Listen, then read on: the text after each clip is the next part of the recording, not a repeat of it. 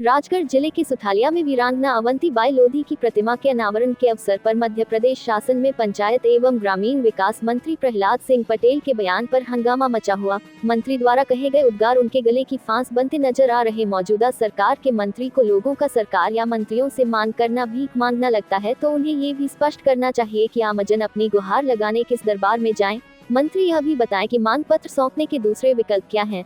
प्रहलाद पटेल ने आमजन द्वारा सरकार से भीख न मांगने तथा लेने के बजाय देने का मानस बनाने का आग्रह किया, लेकिन यह नहीं बताया कि जनता अपनी चुनी हुई सरकार से आस न करे तो कहां जाए। भिखारियों की फौज जैसे नवीनतम शब्द गढ़ने वाले मंत्री शायद ये बताना भूल गए थे कि पहले स्वागत सत्कार के बाद अपनी मांगों को रखने वाले समाज में कौन से विशिष्ट संस्कारों की कमी है। मंत्री और उनके समर्थक अब चाहे इस मामले में लीपापोती करते रहें, लेकिन हकीकत यही है कि जनता के वोट से सरकार में बैठे नेताओं को अपनी मर्यादा का भान नहीं है। जनता को भिखारी कहने की हिम्मत कहां से पैदा हुई, ये जानना जरूरी है। नेताजी के भाषण पर तालियां पीटने वाली जनता खुद इन्हें सबक सिखाएगी। राजगढ़ महिला कांग्रेस की जिलाध्यक्ष सुश्री रचना भार्गव ने कहा कि घमंडी और सत्ता के नशे में चूर जनता को भिखारी कहने वाले मध्य प्रदेश शासन में पंचायत एवं ग्रामीण विकास मंत्री प्रहलाद सिंह पटेल को इस्तीफा दे देना चाहिए। जिला महिला कांग्रेस ने उनके वक्तव्य का विरोध करते हुए कहा कि अगली बार जब भी प्रहलाद सिंह पटेल राजगढ़ जिले में आएंगे, उनको चूड़ी भेंट कर विरोध जताया जाएगा। समाज से लेने की जो आदत है, अब तो सरकार से भीख मांगने की आदत लोगों की पड़ गई है। नेता आते हैं तो कागज, एक टुकड़ा तो कागज मिलते हैं उनको, मंच पर है माला पहनाएंगे और एक पत्र पकड़ा देंगे। ये अच्छी आदतें नहीं है। लेने की बजाय देने का मानस बनाइए। मैं दावे से कहता हूं, आप भी सुखी होंगे और एक संस्कारवान समाज को हम खड़ा करेंगे। ये भिखारियों की फौज इकट्ठा करना, ये समाज को मजबूत करना नहीं है, ये समाज को कमजोर करना है। हम मुफ्त की चीजों के प्रति जितना आकर्षण रखते हैं, ये वीरांगनाओं का सम्मान नहीं है। किसी शहीद का सम्मान तब है जब हम उसके चरित्र के साथ जीने की कोशिश करें। ऐसा कोई शहीद का नाम जानते हो जिसने किसी से भीख मांगी हो? मुझे नाम बताना। उसके बावजूद भी हम आते हैं और अपने कार्यक्रम करके चले जाते हैं, तालियां बजाते और चले जाते हैं।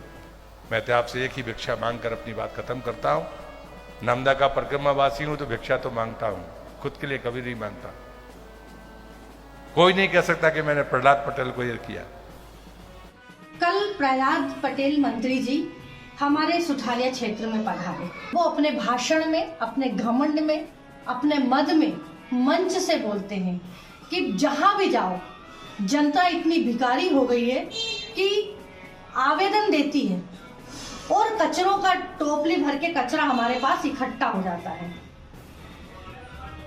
ये कैबिनेट मंत्री रहे, मंत्री हैं और केंद्र में मंत्री रहे हैं, कई बार सांसद रहे हैं, और इनकी सोच इतनी छोटी है प्रहलाद पटेल जी की, मुझे नहीं पता था।